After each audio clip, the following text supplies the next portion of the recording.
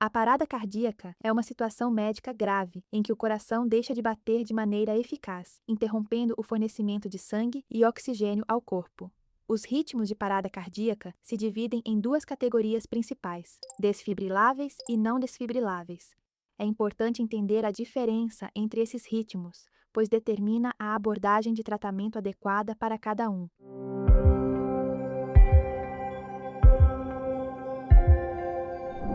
Dou as boas-vindas à aula sobre ritmos de parada cardíaca do curso de Primeiros Socorros da EduTeam Academy.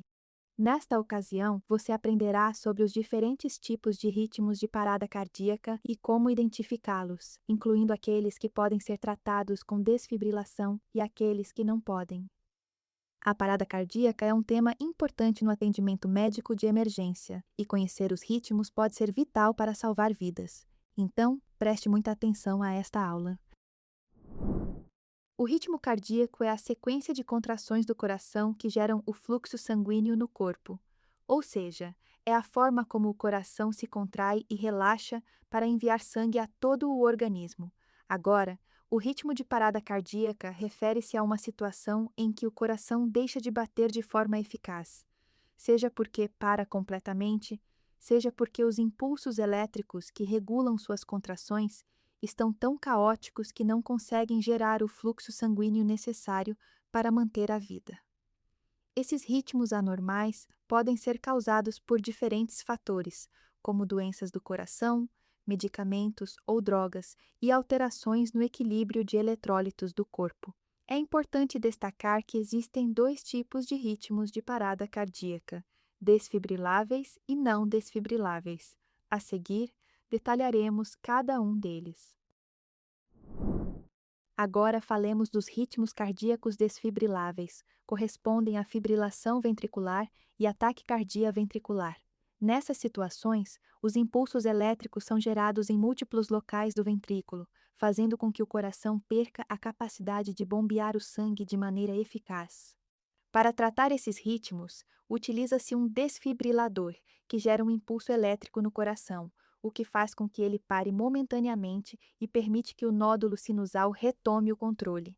Se isso não ocorrer, a arritmia persiste e a pessoa pode ter um desfecho fatal.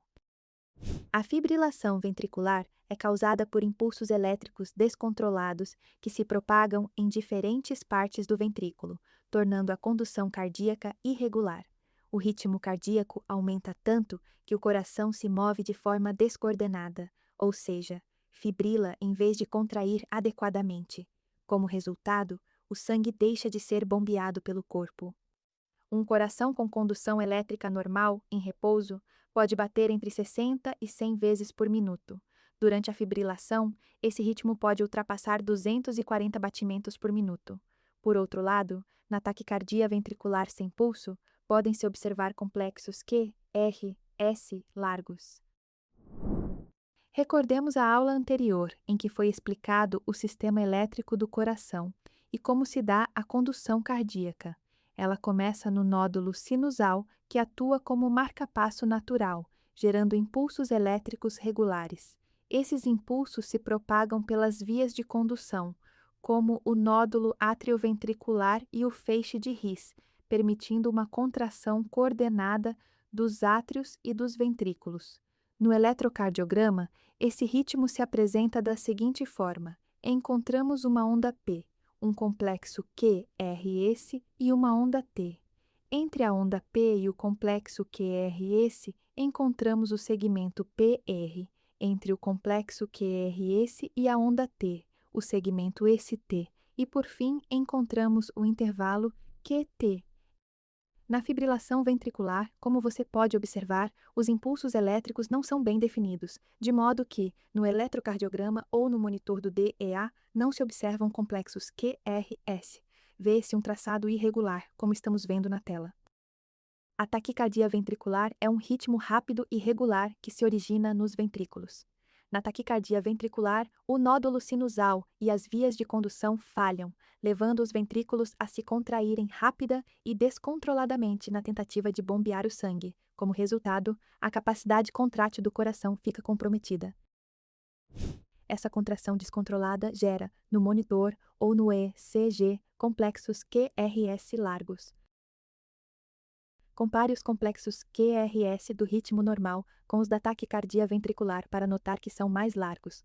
Como as contrações são regulares, você observará que todos os QRS são semelhantes e rítmicos. Continuemos com os ritmos cardíacos não desfibriláveis. São aqueles em que o sistema elétrico está funcionando adequadamente ou totalmente inoperante, de modo que é pouco provável que a terapia elétrica funcione. Nesses casos, a conduta a realizar são as manobras de reanimação cardiopulmonar, RCP, com compressões torácicas e ventilação. Esses ritmos incluem atividade elétrica sem pulso, AESP, e a assistolia. A assistolia é considerada uma forma de parada cardíaca e é comumente conhecida como linha reta, no eletrocardiograma. Como você pode observar, é uma linha reta e plana que indica a ausência de qualquer atividade contrátil no coração. Essa linha também é chamada de linha isoelétrica. Por outro lado, a atividade elétrica sem pulso é um grupo diverso de ritmos cardíacos organizados ou desorganizados, mas sem pulso palpável. Esse tipo de ritmo ocorre quando existe força contrátil, porém a função cardíaca é insuficiente para produzir pulso palpável. No eletrocardiograma, a AAISP aparece como atividade elétrica organizada, com ondas P e complexos QRS visíveis, mas sem resposta hemodinâmica efetiva. Em outras palavras, o ECG pode mostrar ritmos como taquicardia, bradicardia ou sinusal, porém sem a correspondente pulsação arterial. Agora é hora de testar sua aprendizagem. Ouça com atenção e responda. Qual é a principal diferença entre os ritmos cardíacos desfibriláveis e não desfibriláveis em relação ao sistema elétrico do coração? A. Os ritmos desfibriláveis correspondem a uma atividade elétrica inoperante, enquanto os não desfibriláveis apresentam atividade elétrica gerada em múltiplos locais do ventrículo. B. Os ritmos desfibriláveis correspondem a uma atividade elétrica que funciona corretamente, enquanto os não desfibriláveis possuem atividade elétrica que não se distingue no eletrocardiograma. C. Os ritmos desfibriláveis correspondem à fibrilação ventricular e à taquicardia ventricular sem pulso, enquanto os não desfibriláveis são a atividade elétrica sem pulso e a assistolia. Você terá 10 segundos para pensar.